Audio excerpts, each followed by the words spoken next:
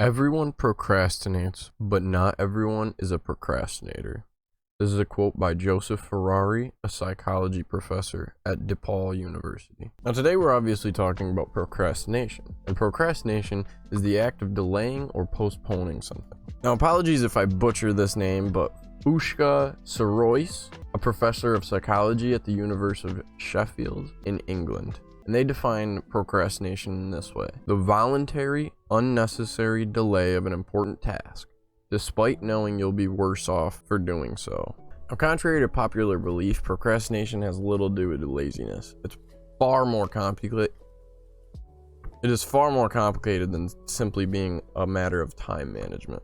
We've all procrastinated before on countless things like doing homework, going to the gym, or even just exercising in general. Now, Joseph Ferrari actually did a study and found that about 20% of the population are chronic procrastinators. He stated that's higher than depression, higher than phobia, higher than panic attacks, and alcoholism. Yet procrastination is usually not even considered an actual problem. It's just something people joke about or use it as an excuse on why they don't get stuff done when they need to or want to.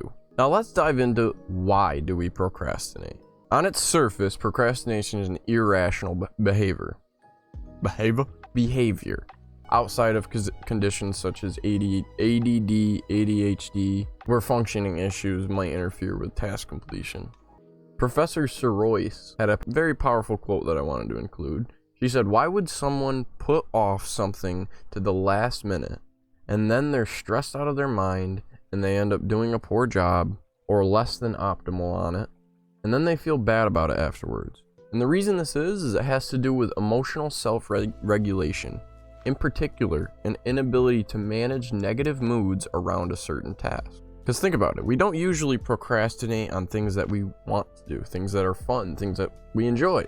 Typically, if a certain task feels especially overwhelming, or if it triggers, a lot of anxiety, it's usually easiest to just put it to the side and forget about it. But that simply never solves the situation. Another key reason may be due to low self-esteem. One may think, I'll never be able to do this right, or what will my boss think if I screw up? In the article that I read, Ferrari theorizes that there are three types of procrastinators, at least three main types. Thrill seekers, those who crave the rush of putting off tasks until the last minute and believe they work best under pressure. Avoiders, those who procrastinate to avoid being judged for how they perform. And then indecisives, those who have difficulty making important or stressful decisions. This is often because they're still stuck thinking about several different choices.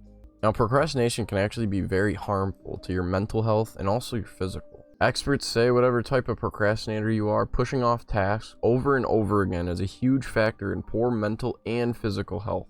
Chronic procrastinators have higher levels of stress and a greater number of acute health problems than other people. It can seriously affect your mental health in ways of depression, anxiety, and even just low life satisfaction. You don't feel as happy about stuff. The association with health problems is best explained with stress. Procrastinators are more likely to experience headaches, insomnia, even digestive problems. Research shows that procrastination is associated with sleep problems, such as shorter sleep duration and increased risk of insomnia, and being tired in the daytime. Lots of people engage in what's called revenge bedtime procrastination, which is the tendency to push off sleep to make time for your personal activities like playing video games or watching a couple extra YouTube videos, which I myself am guilty of. But procrastination could be a lifelong illness if it's not treated correctly. According to a study done in 2015, procrastinators with hypertension and heart disease were less likely to take action to cope with their illness, such as changing their diet or exercising. Now, overcoming your procrastination. By overcoming your tendency to stall in life, you can improve your mental and physical well-being. I'm going to give you a couple tips and tricks that help me, and also a couple that I've added to my own regimen to try and continue to better myself. And the first one is practice self-compassion. Procrastinators are often hard on themselves. They might feel guilty about letting others down or being disappointed by their slowness. Soros's research indicates a connection between procrastination and low levels of self-compassion. You got to treat yourself to some kindness and understanding and just tell yourself that, maybe you screwed up, but you can do better. And it's not the end of the world. You're not the first person to procrastinate, but you also have to realize how to hold yourself accountable. Some people also procrastinate with the fear of being judged. And to that, just focus on doing your best in whatever it is. Instead of worrying about what other people think or what other people are going to think about what you do, just focus on doing the best that you can do and be happy with that you did your best. And if you didn't do your best, figure out how you could do your best, I guess. Another key thing is attach meaning to your task. Write down exactly why what you're doing is important to you and what it is doing for you.